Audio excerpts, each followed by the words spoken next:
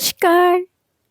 शब्द विन्यास 666 पर आप सभी मित्रों का पुनः पुनः स्वागत और अभिनंदन।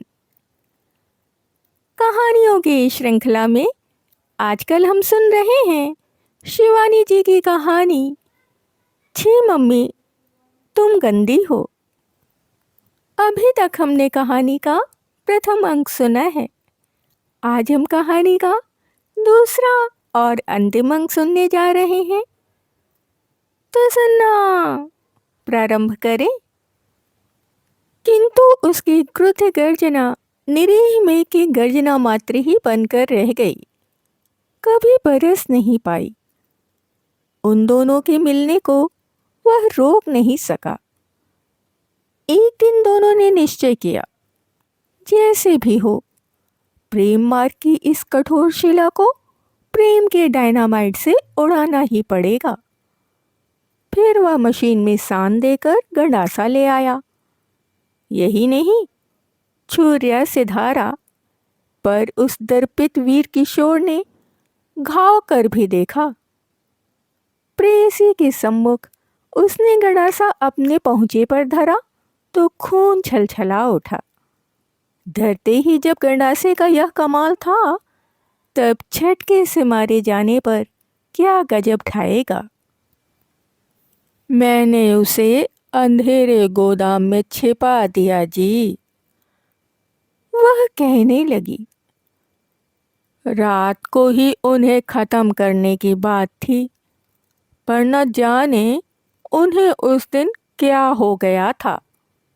बार बार उठकर बैठ जाते और कहने लगते, अरे उठ तो, आज न जाने कैसी तबीयत घबरा रही है, नींद नहीं आ रही है, लगता है कहीं कोई घात लगाए छिपा बैठा है। कौन कहता है कि मृत्यु चेतावनी नहीं देती?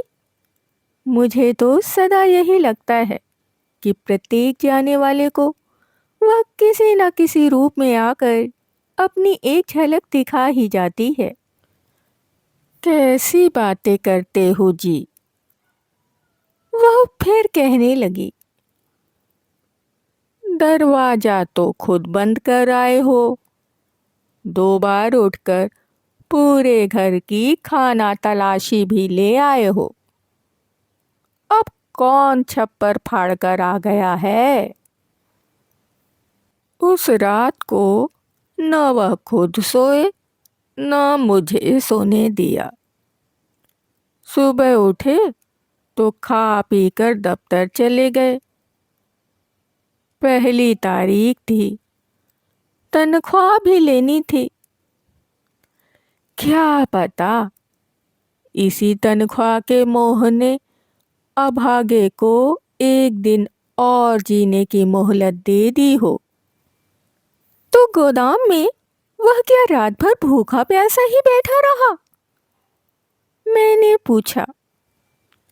नहीं जी, मेरे धृष्ट प्रश्न ने उसे इस बार चिढ़ा दिया। मनचाहा नयिक न मिलने पर बौखला गए किसी षंड की ही भांति वह विवस्ना बन उठी। मैं उसे खाना खिला आई थी। रात को बच्चों को दूध के गिलास दिए तो उसे भी दे आई। वह अंधेरे कमरे में घबराने लगा था तो मैं उसे दिलासा दे आई।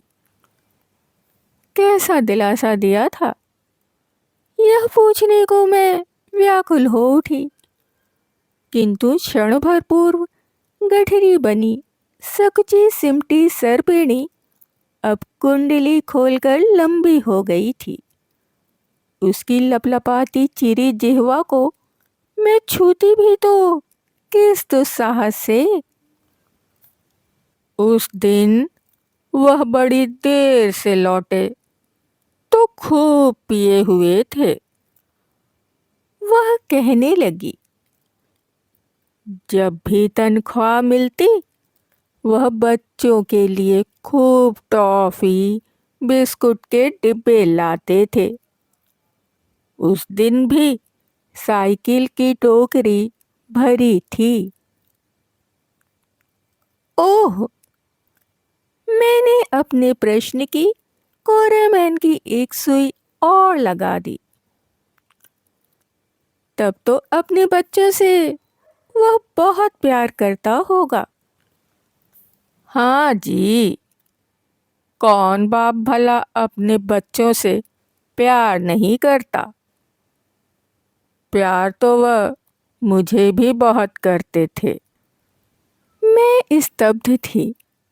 आज तक मानस की जिन पंक्तियों का मैं कभी मन से समर्थन नहीं कर पाई थी, आज उन्हीं पंक्तियों का गूढ़ कटु सत्य मेरी कनपटी पर घन की सी चोट करने लगा। विधिहु न नारी हृदय गति जानी, सकल कपट अग अवगुण खानी। नारी थी, इसीलिए शायद दूसरी नारी के कलंक की लज्जा पल भर को स्वयं मेरी लज्जा बन मुझे रसातल को खींच ले गई। उस दिन गोश्त लाए थे जी। ताली बजाता क्लीव अब शरीर का अंतिम पट भी भूमि पर डाल जैसे नेग ना मिलने का असंतोष दिखा रहा था। मुझे गुस्सा आ गया। कहने लगे कि गोश्त बना। रात के 9 बज रहे थे। कब मसाले पीसेंगे, कब हंडिया चढ़ेगी और कब पकेगी। मैंने कहा, जी खाना बन गया है, कल बना दूंगी। बच्चे तो सो भी गए हैं। वह फिर अड़ गए, बोले आज पकेगा। मैं कहती कल, वो कहते आज। और फिर इसी आजकल की चिंगारी ने पूरे गृह को भस्म कर दिया। गोश्त बना, उन्होंने खूब खाया, पर मैं मारे गुस्से के ठीक से खा भी नहीं पाई। रोते रोते फिर ऐसी नींद आई कि आंखें ही नहीं खुली। अचानक उन्होंने मुझे झकझोर कर उठा दिया। क्या है? मैंने झुझलाकर पूछा। यहाँ आओ, उन्होंने कड़क कर कहा। मैं चुपचाप उठकर चली गई। ना जाती तो मारपीट करते, बच्चे जाग जाते। रोना धोना, गाली गलौज, यह सब आधी रात तक चलता। जब वह सो गए, तब मैं फिर अपने पलंग पर आ गई। एक बार जी में आया गोदाम में जाकर देख आऊं, पर हिम्मत नहीं हुई। क्या पता खटके से वह जग जाएं। अभी कच्ची नींद में थे। थोड़ी देर बाद जाऊंगी। वह फिर चुप हो गई। उस प्रगाढ़ क्षण की चुप्पी स्थायी बनती जा रही थी।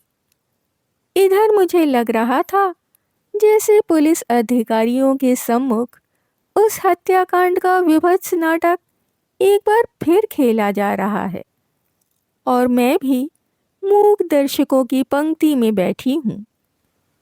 एक पलंग पर सोया है निश्चिंत गृह स्वामी। चेहरे पर 1 तारीख को वेतन मिलने का संतोष है।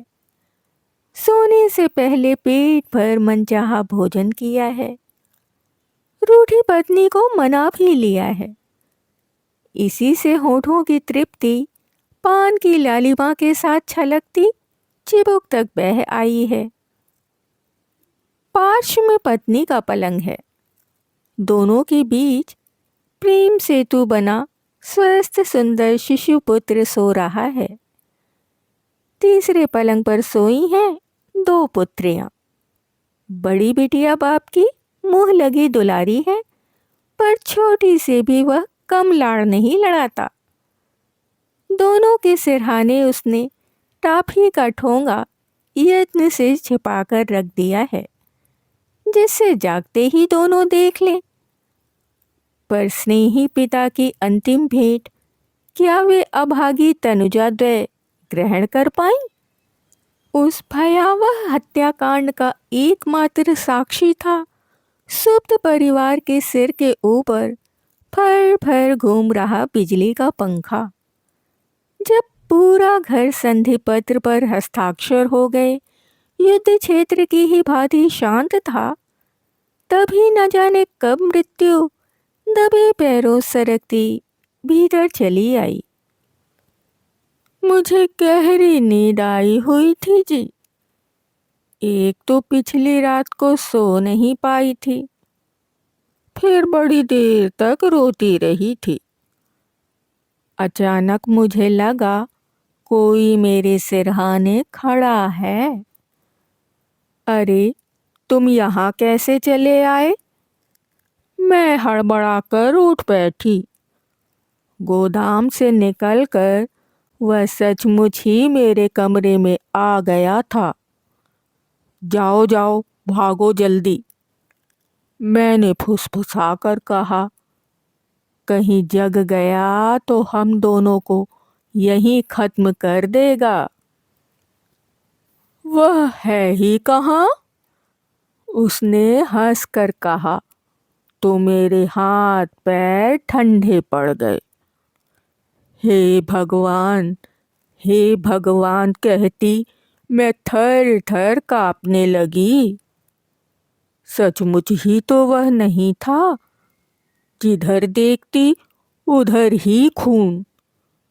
खून का एक कुंड नीचे बना था और उधर फव्वारे की सी खून की फुहारों ने छत पर लगे पंखे को भी रंग दिया था।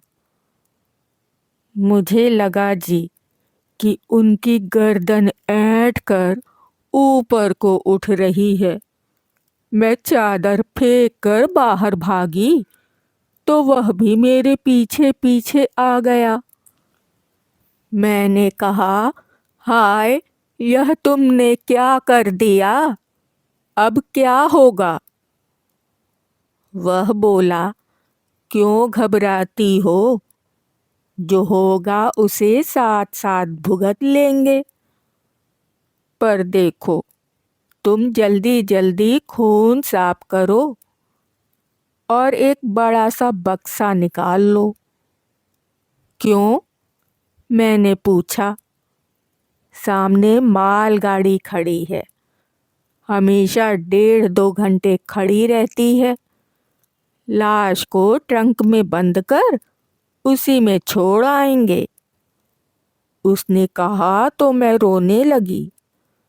नहीं नहीं, मुझसे यह नहीं होगा। सुनो, वह कहने लगा, रोने धोने में लगोगी तो रात बीत जाएगी। तुम अपने दुपट्टे से पोछा लगाओ और सीधा सीधा लगाना, समझी? मैं नहा कर आता हूँ, पर बड़ी ठंड लग रही है मुझे। हमारे गुसलखाने में एक बम्बे में गरम और एक में ठंडा पानी आता था। मैंने कहा, तुम गरम पानी से नहा लो, मैं चाय बनाती हूँ। बगल के कमरे में पति की लाश अभी ठंडी भी नहीं हुई थी। धड़ से विलक ग्रीवा के स्पंदन ने अभी अभी दम तोड़ा था और वह स्टोव पर चाय चढ़ा रही थी। खून के टुकड़े जिबा बकरे की कलेजी के से थक्के बनकर फर्श पर जम गए थे। उसने चटपट उन्हें दुपट्टा गीला कर रगड़ दिया। पति का वही रक्त जिसके बने उसके 3 बच्चे अभी उसी कमरे में गहरी नींद में डूबे पड़े थे। वह नहा धोकर आया तो उसने पति के कपड़े निकालकर थमा दिए। एक अंडरवियर पहनकर ही उस दूरदर्शी किशोर ने हत्या की थी, जिससे रक्त के छींटों से भरी हुई उसकी कमीज कहीं उसी के विरुद्ध गवाही न दे बैठे। किंतु फिर भी नए नए गवाह पूरे कमरे में फैल गए थे। छत पर, दीवार पर, पंखे पर, कहां कहां तक हत्या के चिन्ह मिटा सकते थे वे।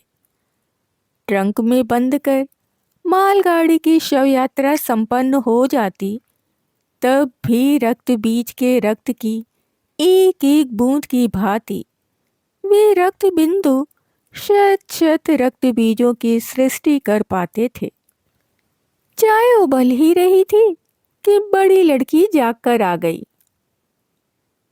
मम्मी, मम्मी, डैडी ने क्या आज भी तुम्हारी बिंदी की शीशी फोड़ दी? कहती क्या है लड़की, कहाँ बचा रह गया था लहू का दाग? वह तो पूरा कमरा पोंछाई थी। कमरे की बत्ती बुझी थी, किंतु किचन के अस्पष्ट आलोक में ही उसने सब कुछ देख लिया था। यह कौन है मम्मी? मुंह ढांपकर स्टूल पर बैठे उस व्यक्ति को उसने नहीं पहचाना, पर उस प्रखर बुद्धि बालिका ने पिता के कपड़े पहचान लिए थे, जो उस अजनबी के शरीर पर काग भगोड़े के अल्लम खल्लम वस्त्रों से झूल रहे थे। तुम्हारे अंकल जी हैं बेटी, माँ ने कहा। नहीं, मेरे अंकल नहीं हैं, उसने कहा। तुम गंदी हो मम्मी। एक एक कर फिर तीनों बच्चे जगे। उन्हें डांट डपट कर दूसरे कमरे में सुला दिया गया। फिर दोनों मुंड फिर मंत्रणा में जुट गए। तुम चले जाओ, मैं भुगत लूंगी। वह ढाल बनकर प्रेमी को ढक लेना चाह रही थी। नहीं, मैं यहीं रहूंगा, उसने कहा। पर फिर वह मान गया। जाने लगा तो पति की साइकिल, ट्रांजिस्टर, घड़ी, टेरेलिन की शर्ट सब उसे थमा दी। तुम इन्हें लेकर फौरन शहर से बाहर चले जाओ, उसने कहा। विपत्ति के ऐसे क्षणों में भी वह क्या अपने मृत पति की वसीयत करने लगी थी? तुमने ट्रांजिस्टर, कमीज, यह सब उसे क्यों दे डाली? मैं अपना अविवेकी प्रश्न पूछ ही बैठी। खबर पाते ही मेरे देवर जेठ जुट जाएंगे और फिर सब चीजें इधर उधर निकल जाएंगी जी। इसी से उसे दी थी। उसने बड़े भोलेपन से कहा तो मैं एक बार फिर चकर घिन्नी खा गई। एक और को ढह गई। एक और वह घाघ युवती मुझे अपराधिनी की तरह एक निर्मम हत्या की कुटिल योजना बना सकती थी।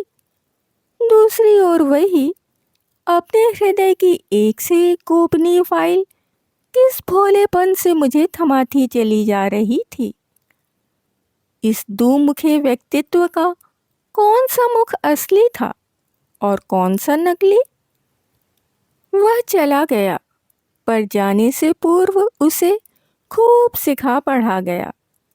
देखो, सब दरवाजे खोल देना, रोज के वक्त उठना, ना आगे ना पीछे, फिर एक चीख मारकर बेहोश हो जाना। रोना नहीं, समझी? लोग आए तो उन्हें यही लगे कि अनजान हत्यारा आकर हत्या कर गया है। किंतु एक बहुत पुरानी कहावत है कि खून स्वयं बोलता है। उसका अभिनय अपूर्व था। चीखने में, बेहोश होने में, विलाप करने में कहीं भी उससे चूक नहीं हुई थी। फिर भी तीसरे दिन उसने जघन्य अपराध स्वयं ही उगल दिया। हथकड़ी बेड़ियों में कसा उसका प्रेमी उसके सम्मुख खड़ा किया गया। मैं अपनी रुलाई नहीं रोक पाई जी, उसने कहा, और न जाने कब की पढ़ी पंक्तियों का कोई मेरे कानों में सस्वर पाठ सा करने लगा। तिरिया जलमह आग अगावे, तिरिया सूखे नाव चलावे। परलोक की हथकड़ी बेड़ियों में कसे पति को देखकर भी जिसकी आंखें गीली नहीं हुई थीं, उसी की आंखें आज इहलोक की हथकड़ी बेड़ियों में कसे प्रेमी को देखकर बरस पड़ी। उसने मुझे दिलासा दिया जी, कहने लगा, रोती क्यों हो? तुम्हारे दुखों का तो मैंने अंत कर दिया। किंतु क्या सचमुच ही उसके दुखों का अंत कर सका वह?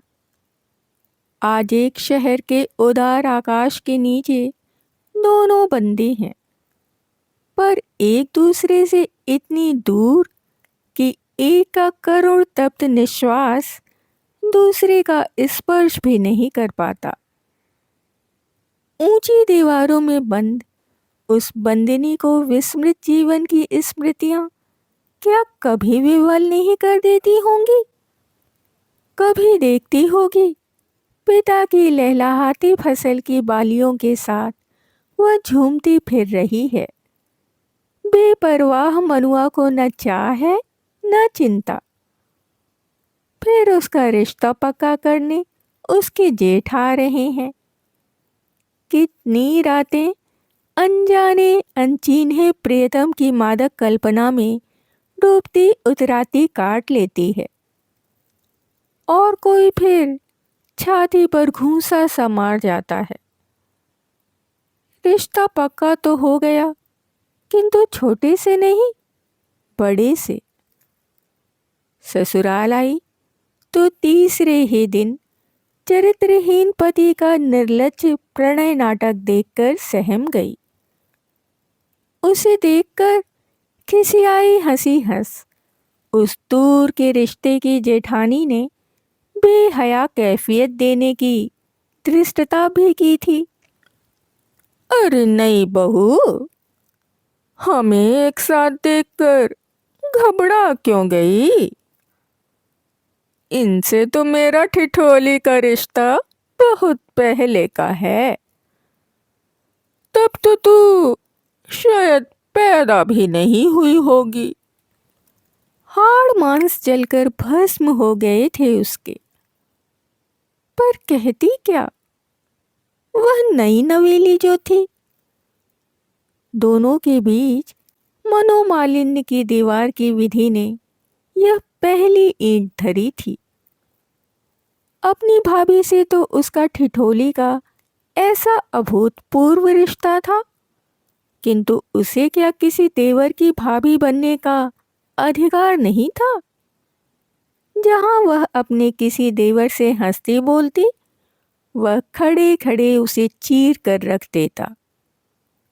किंतु नई रेशमी साड़ी चेहरे से चरक जाए तो बुद्धिमती गृहिणी की प्रशंसा इसी में है कि वह सुई धागा ले चट बैठकर उसे सी ले। ऐसे ही उसके सद्य विवाहित जीवन का रेशमी चीर देखते ही देखते पैबंदों से भर गया। ईश्वर ने उसे 3 फूल से बच्चे भी दिए, और बेटा ऐसा था कि देख लो तो भूख भाग जाए। उस दिन मेरे और अपने बाप के बीच सोया था जी, वह कहने लगी। खुली हथेली ऊपर को थी, बाप के खून से भर गई।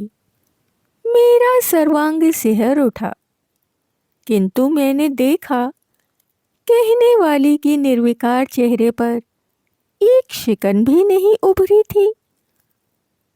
वह इस बनावटी गांधीर्य के मुखौटे को कितने ही यत्न से क्यों ना लगाए, क्या कभी उस खून से छलछलाती नन्ही हथेली की स्मृति उसका गला नहीं घोट देती होंगी?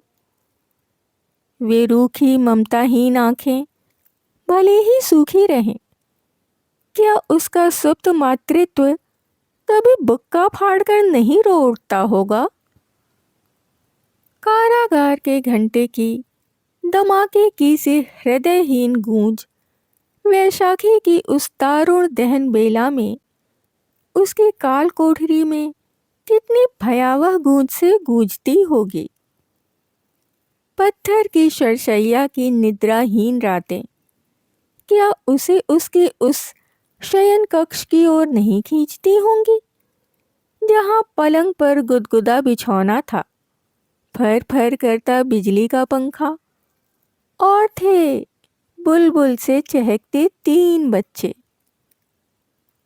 पति क्रोधी भी था तो वह चेष्टा करने पर भी बिना गड़ासे के भी उसे साध सकती थी।